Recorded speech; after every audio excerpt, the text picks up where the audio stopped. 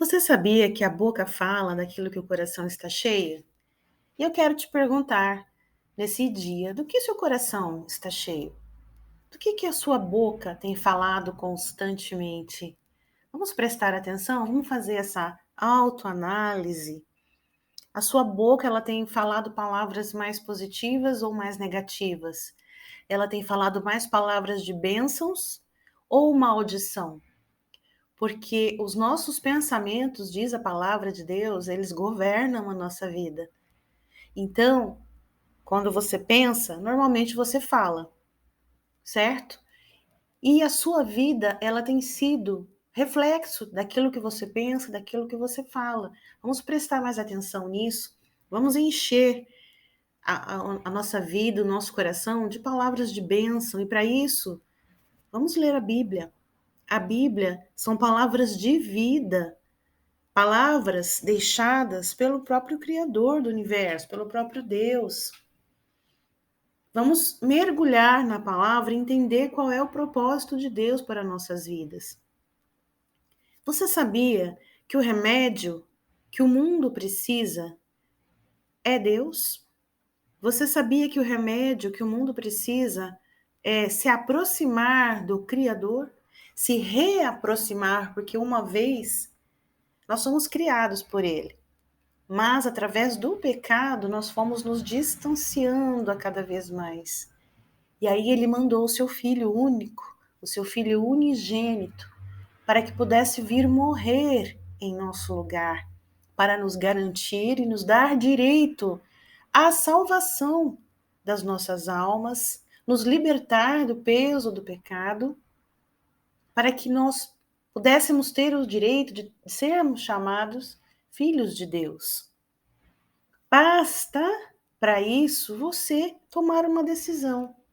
Eu quero receber, sim, Jesus como Salvador da minha vida. Ele veio, ele morreu por mim, por você. Porém, ele precisa que você tome essa decisão de aceitá-lo e dizer: sim, eu aceito. Eu aceito a sua salvação. Eu quero entregar a minha vida nas tuas mãos e quero me aproximar cada vez mais de ti e fazer a sua vontade. Quando nós falamos que nós somos cristãos, o que quer dizer isso? Quer dizer que nós buscamos a cada dia sermos cada vez mais parecidos com Cristo. E uma pergunta que tem que sempre ser feita diante de algumas decisões que você precisa tomar é: o que faria Jesus no meu lugar? Você tem passado esses conceitos para sua família? Você tem passado esses conceitos para os seus filhos? Não importa se eles são crianças, eles precisam aprender isso também. Eles precisam ter essa ciência, esse conhecimento de que existe um Deus, um Criador, e que esse Deus e que esse Criador tem um propósito de salvação na vida de cada um de nós. Isso não é um tema tão complexo que não possa ser compartilhado com as crianças. Isso precisa ser compartilhado, porque as crianças precisam, o quanto antes, ter contato com essa verdade. A Bíblia fala: ensina o menino no caminho que deve andar, para quando crescer, não se desviar dele. As crianças estão crescendo totalmente perdidas. Infelizmente, tem uma doutrina diabólica, atuando no mundo, onde as crianças são expostas à liberdade do que elas quiserem ser. Não importa se nasceu homem ou mulher, não importa se o sexo biológico é homem ou mulher. Se você quiser, meu filho, quando você tiver maiorzinho, ser menina, tudo bem. Se você quiser, meu filho, quando você for maior, quiser seguir qualquer religião, você que sabe. Se você não quiser seguir religião nenhuma também, você que sabe. Isso é doentio. Por quê? A criança precisa de um norte. Se nós, adultos, precisamos de um norte, você imagina a criança que nasceu e precisa de uma direção. Quando a criança nasce, ela não sabe nem quem ela é. É você que vai dizer quem ela é. É você que vai dizer quem ela é. Ela não pode ficar perdida para decidir quando ela quiser se ela vai ser A ou B, gato ou cachorro. Isso adoece. Resultado é a sociedade que nós estamos vivendo. A criança precisa ser cuidada, a criança precisa ser amada e a criança precisa de limites. A sua criança, ela conhece os mandamentos? Ela conhece os mandamentos? Você conversa na sua casa sobre os mandamentos do Senhor? Os 10 mandamentos? Não importa se você é evangélico, se você é católico, não importa, o importante é, a sua criança conhece a palavra de Deus? Isso não é só para adulto, não é só para velho, é para todos os seres humanos, independente da idade. Eu estou falando isso aqui porque tem me preocupado muito essa questão das nossas crianças. Depois eu vou trazer um vídeo específico sobre isso. Os 10 mandamentos. Amar a Deus sobre todas as coisas. Amar o próximo como a ti mesmo. Não matarás. O amor à vida. As crianças hoje em dia estão crescendo sem amar a si mesmas. Muito menos o próximo. Isso é muito triste. É muito preocupante. Então, quando nós falamos, vamos ler a Bíblia, vamos resgatar os valores e ensinamento de Deus para nossas vidas. Isso daqui não é um ritual, como a gente já falou em outro vídeo.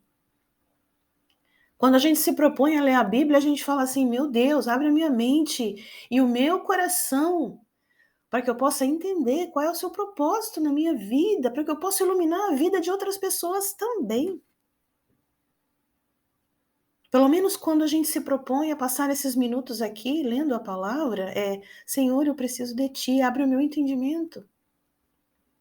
Me dê sabedoria na Tua palavra, que é viva, que é luz.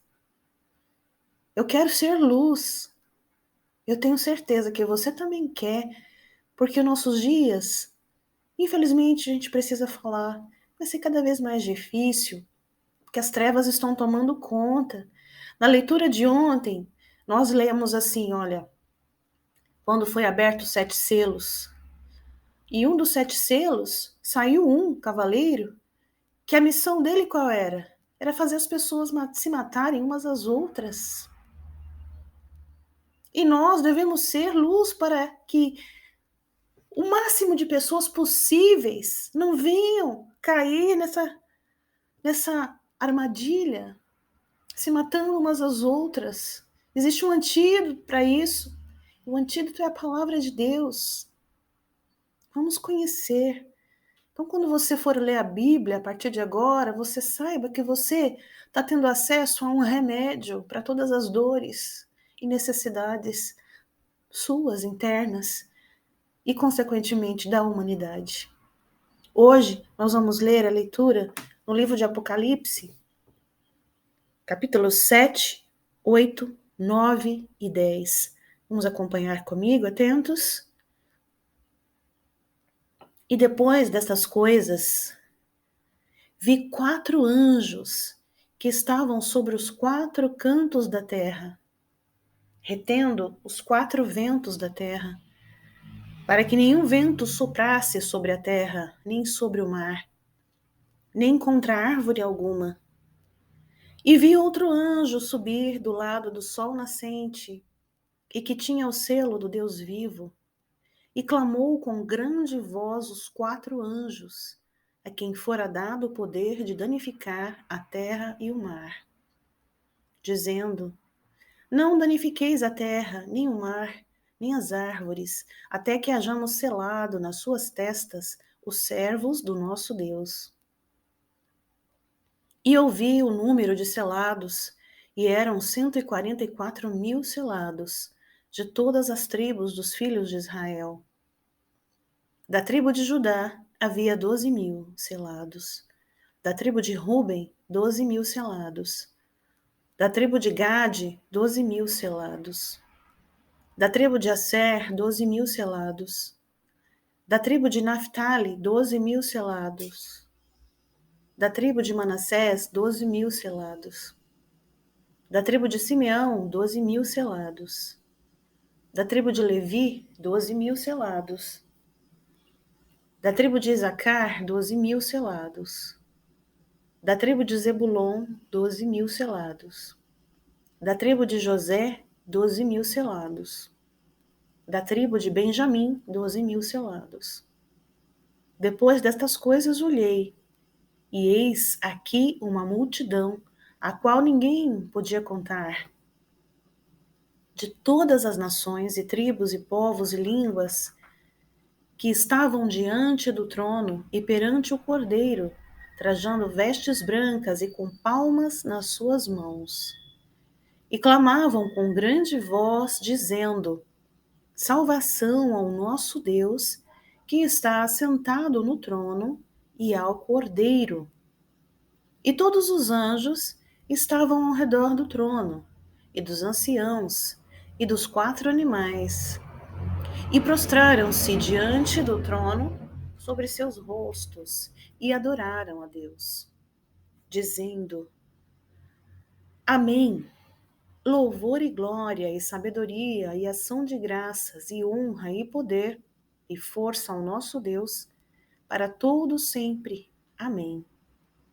E um dos anciãos me falou, dizendo: Estes que estão vestidos de vestes brancas, quem são? E de onde vieram? E eu disse-lhe: Senhor, tu sabes. E ele disse-me: Estes são os que vieram da grande tribulação e lavaram as suas vestes e as branquearam no sangue do Cordeiro. Por isso estão diante do trono de Deus e o servem de dia e de noite no seu templo. E aquele que está assentado sobre o trono os cobrirá com a sua sombra. Nunca mais terão fome, nunca mais terão sede, nem sol, nem calma alguma cairá sobre eles. Porque o Cordeiro que está no meio do trono os apacentará e lhes servirá de guia para as fontes vivas das águas. E Deus limpará de seus olhos toda lágrima. Capítulo 8. E havendo aberto o 7º selo, fez-se silêncio no céu quase por meia hora. E vi os 7 anjos que estavam diante de Deus, e foram-lhes dadas 7 trombetas. E veio outro anjo, e pôs-se junto ao altar, tendo um incensário de ouro, e foi-lhe dado muito incenso, para o pôr com as orações de todos os santos sobre o altar de ouro que está diante do trono. E a fumaça do incenso subiu com as orações dos santos, desde a mão do anjo até diante de Deus. E o anjo tomou o incensário e o encheu do fogo do altar e o lançou sobre a terra. E houve depois vozes e trovões e relâmpagos e terremotos. E os 7 anjos, que tinham as 7 trombetas, preparavam-se para tocá-las. E o primeiro anjo tocou a sua trombeta, e houve saraiva e fogo misturado com sangue, e foram lançados na terra, que foi queimada na sua terça parte. Queimou-se a terça parte das árvores, e toda a erva verde foi queimada. E o segundo anjo tocou a trombeta, e foi lançada no mar uma coisa como um grande monte ardendo em fogo, e tornou-se em sangue a terça parte do mar. E morreu a terça parte das criaturas que tinham vida no mar, e perdeu-se a terça parte das naus. E o terceiro anjo tocou a sua trombeta, e caindo do céu uma grande estrela ardendo como a tocha, e caiu sobre a terça parte dos rios e sobre as fontes das águas. E o nome da estrela era Absinto, e a terça parte das águas tornou-se em absinto. E muitos homens morreram das águas, porque se tornaram amargas.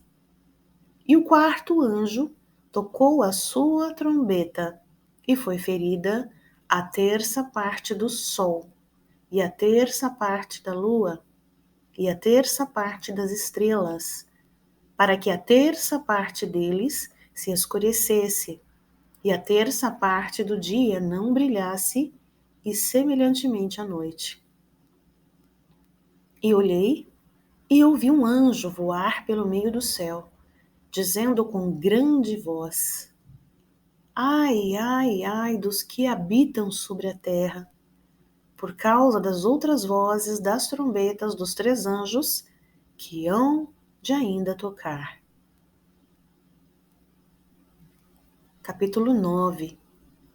E o quinto anjo tocou a sua trombeta e vi uma estrela que do céu caiu na terra, e foi-lhe dada a chave do poço do abismo.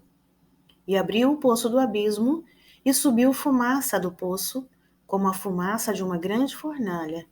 E com a fumaça do poço, escureceu-se o sol e o ar. E da fumaça vieram gafanhotos sobre a terra, e foi-lhes dado poder, como o poder que têm os escorpiões da terra. E foi-lhes dito que não fizessem dano à erva da terra, nem a verdura alguma, nem a árvore alguma, mas somente aos homens que não têm nas suas testas o selo de Deus.